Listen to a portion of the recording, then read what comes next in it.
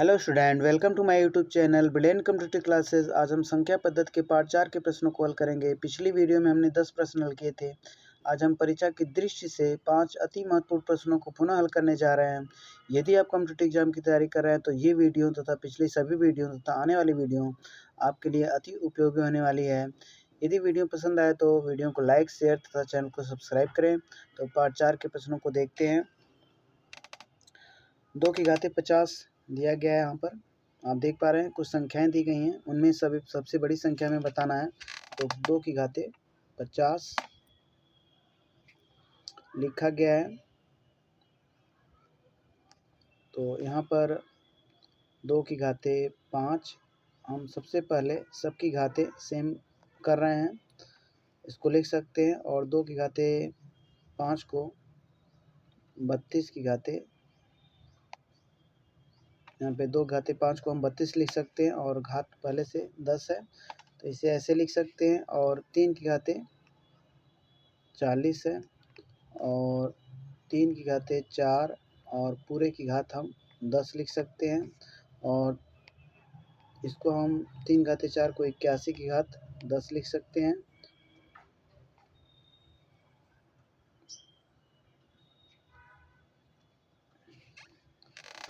अब जो है 4 की घाते 30 दिया गया है,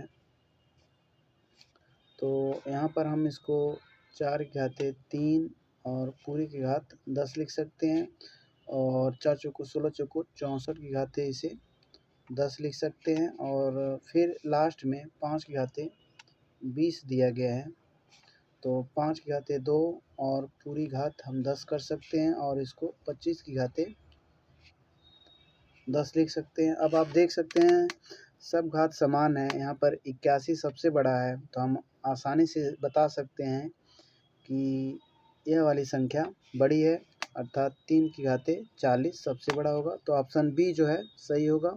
अब आते हैं अगले प्रश्न पर। ऊँटों के एक झुंड का 1/4 जंगल में देखा गया। झुंड के वर्गमूल का दोगुना पहाड़ों पर चला गया। शेष 15 ऊँट नदी के किनारे देखे गए हैं। तो बताइए कुल ऊँटों की संख्या क्या थी। तो यहाँ पर ध्यान दें दूसरे वाली लाइन पे, झुंड के वर्गमूल का दोगुना पहाड़ों पर चला गया। तो झुंड में जितने भी ऊँट हैं वे पूर्ण वर्ग होने चाहिए, क्योंकि तभी वर्गमूल निकलेगा और तभी उसका दुगना होगा, वर्गमूल का दुगना। तो इस प्रकार देखा जाए तो झुंड में पूर्ण वर्ग संख्या ही होनी चाहिए। तो जो ऊँटों की संख्या होगी वह पूर्ण वर्ग अर्थात जिसका वर्गमूल निकल जाए, तो ऐसी संख्या 36 है। तो उस झुंड में कुल मिला के 36 ऊँट होंगे। तो ऑप्शन सी सही है, लेकिन एक दूसरे तरीके से लॉन्ग मेथड से बता रहे हैं। आप इस तरह से करिएगा मत, लेकिन हम बता दे रहे हैं। तो देखिए जो ऊँटों की संख्या है वो पूर्ण वर्ग में है, तो हम ऊँटों की संख्या एक्स स्क्वायर मान लेते हैं, एक्स स्क्वायर। और जो ऊँट गए हैं जंगल में या इधर उधर, उनकी संख्या देखिए पूरे ऊँटों की संख्या का बटे 4 है। यह जो है जंगल में देखे गए। और पहाड़ पर जाने वाले ऊँटों की संख्या इसके वर्गमूल का दोगुना है, अर्थात 2x। ये इतनी संख्या जो है ऊँटों की इधर उधर चली गई झुंड से। अब बचे हुए ऊँट 15 हैं, तो इसमें से आप घटाएंगे इसको तो 15 आएगा, क्योंकि दिया गया है शेष। तो यहाँ पर हम लिख लेते हैं x square minus x square बटे 4 और प्लस 2x। अब जो है इसे हम हल करके पहले पूर्ण वर्ग द्विघात समीकरण बनाते हैं। तो देखिए यहाँ पर अगर हम हल करेंगे तो बटे 1 कर देते हैं और 4 एलसीएम ले लेते हैं। 3 संख्याएं यहाँ पर हैं, याद रखें 1 2 3। तो यहाँ पर हम बटे 4 ले ले रहे हैं और 1 चौको 4, 4x स्क्वायर। और क्योंकि तोड़ेंगे यहाँ पर तो माइनस हो जाएगा, 4 एकम 4 एक्स स्क्वायर और एक चौको 4, 4 दूनी 8x, ये माइनस हो जाएगा ब्रैकेट तोड़ने के बाद, और बराबर 15। अब जो है 4x² यहाँ पर है, तो यहाँ पर हल करेंगे तो 3x² और माइनस 8x/4 आएगा हल करने पर, और बराबर 15 के हैं। अब 3x² और माइनस 8x बराबर 15 चौको 60। इसको इधर लाएंगे तो माइनस हो जाएगा,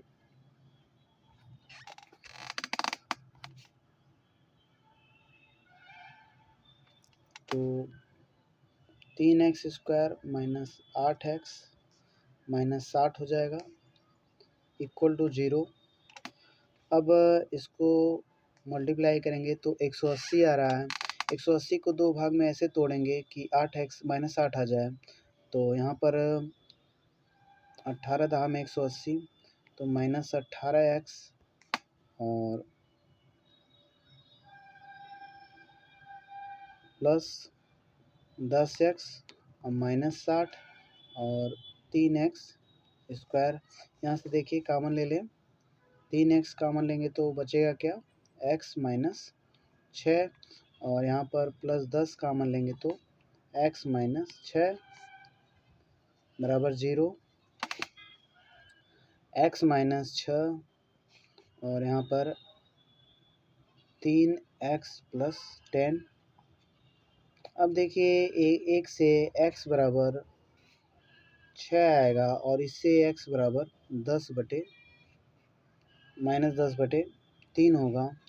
तो हम देख रहे हैं कि यहाँ पर जो है ये पॉसिबल नहीं होगा, तो x बराबर 6 आया।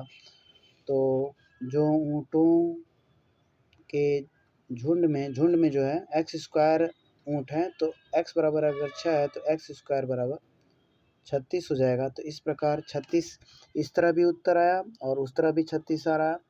तो उस तरह जो है आसान है, थोड़ा सा आप माइंड लगाएंगे तो उत्तर बता सकते हैं। अब आते हैं अगले प्रश्न पर।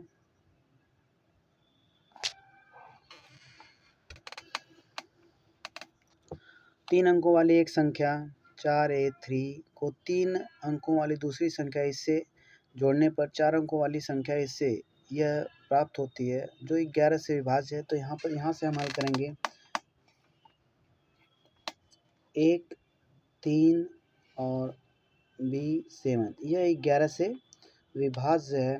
तो यहाँ पर आप देख पा रहे हैं कि ये और ये जोड़ ले हम, विषम स्थान के अंकों का योग और सम स्थान के अंकों का योग करने के बाद आप अंतर निकाल लें, तो 7 3 10 हो रहा है।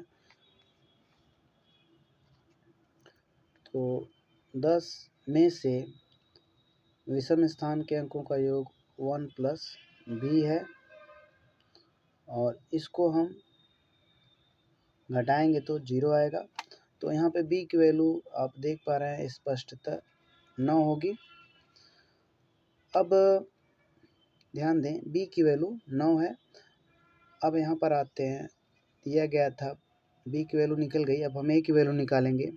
4a3 और दूसरी संख्या 9 8 4 को जोड़ने से ही हमारा योगफल ये मिल रहा है 1 3 b और 7, तो 4 3 7 देख रहे हैं, और 8 और यहाँ पे देखिए b की वैल्यू 9 है। तो देखिए 8 में 8 और a जोड़ा जा रहा है तो 9 आ रहा है, अर्थात a की वैल्यू 1 हो गई। अब हमें देखिए वैल्यू निकालना है 3a plus 4b, 3a plus 4b की वैल्यू चाहिए। a और b की वैल्यू निकल गई, तो 3 गुणे 1 और प्लस 4 और गुणे 9, 4 9 36, 36 3 39। तो इस प्रकार जो 3a प्लस 4b की वैल्यू होगी वो 39। तो इस प्रकार 4 वाला उत्तर सही होगा। अब आते हैं अगले प्रश्न पर।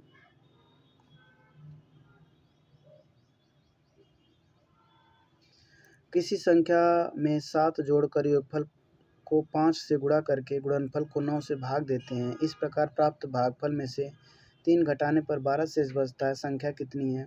तो देखिए हम मान लेते हैं संख्या x है और उसमें जो है 7 जोड़ा जा रहा है और 5 से गुणा कर दिया जा रहा है और गुणनफल को, यह गुणनफल हो गया और उसको 9 से भाग दिया जा रहा है। तो जो भागफल आ रहा है यदि उसमें से 3 घटा दिया जा रहा है तो 12 मिल जा रहा है। याद रखें, एक बार फिर से सुन लें, यदि जो भागफल आ रहा है उसमें से 3 घटा दिया जा रहा है तो 12 बच जा रहा है।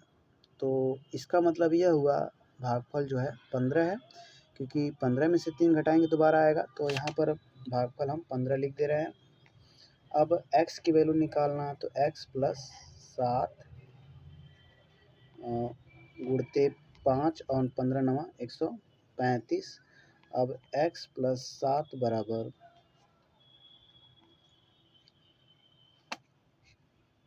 135 बटे 5, तो 5 दूनी 10, 5 से 35। अब 7 इधर जाएगा तो x बराबर 27 में से 7 घटा देंगे 20। इस प्रकार जो उत्तर होगा वह 20 होगा।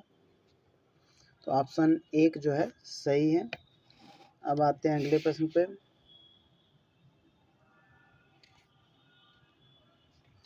किसी संख्या को 4 से भाग देने पर शेषफल 2 प्राप्त होता है। इससे प्राप्त भागफल को 5 से भाग देने पर शेषफल 3 प्राप्त होता है।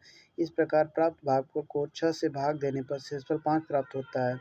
यदि अंतिम भागफल 7 हो तो संख्या क्या थी? याद रखिए, तीसरे केस में अर्थात अंतिम केस में भाजक 6 है, भागफल 7 है और शेषफल 5 है। तो हम भाज्य निकाल ले रहे हैं। यहाँ पर देखिए 6 गुणे 7 बराबर प्लस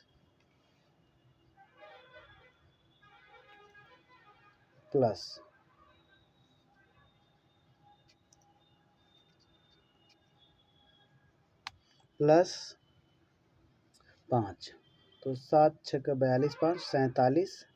यह जो है भाज्य है। तीसरे केस में हम लास्ट से शुरुआत कर रहे हैं। याद रखिए, ये जो भाज्य है वह दूसरे केस में अर्थात जब 5 से भाग दिया जा रहा है तो यह दूसरे केस में भागफल हो जाएगा। ठीक, तो दूसरे केस में हम देखें तो भागफल 47 है और शेषफल 3 है और भाजक 5 है। तो अब हम जो है दूसरे केस में भाज्य निकाल रहे हैं। 5 गुणे 47 और शेषफल जो है 3 है, तो निकाल लें। 5 सत्ते 35 और 5 चौक को 20, 20 3 23 और प्लस 3, तो देखा जाए तो 238 हुआ। अब जो है यह पहले केस में भागफल हो जाएगा और पहले केस में 4 भाजक है, तो 4 गुणे भागफल हमें मिल गया 238 और प्लस शेषफल जो है 2 है, तो 2/16, 2 3 6, 1 7, 2 दूनी 4, 4 दूनी 8, 1 4/32। यहाँ पर देखिए हमने मल्टीप्लाई गलत कर दिया है, फिर से कर दे रहे हैं। 4/32, 4 3 12, 13 14 15 और 4 दूनी 8, 1 9 और प्लस 2। तो यह जो है संख्या मिल जाएगी हमें, क्योंकि 4 से भाग दिया जा रहा है किसी संख्या को, तो भागफल हमें मालूम ही हो गया 238 है और शेषफल 2 है। तो यह पहले केस में भाजक अर्थात यह संख्या होगी, तो 954 आ जाएगा। तो संख्या जो है 954 होगी। यहाँ पर ऑप्शन 2 सही होगा। तो यदि वीडियो पसंद आए तो लाइक शेयर और सब्सक्राइब करें। Thank you for watching my videos.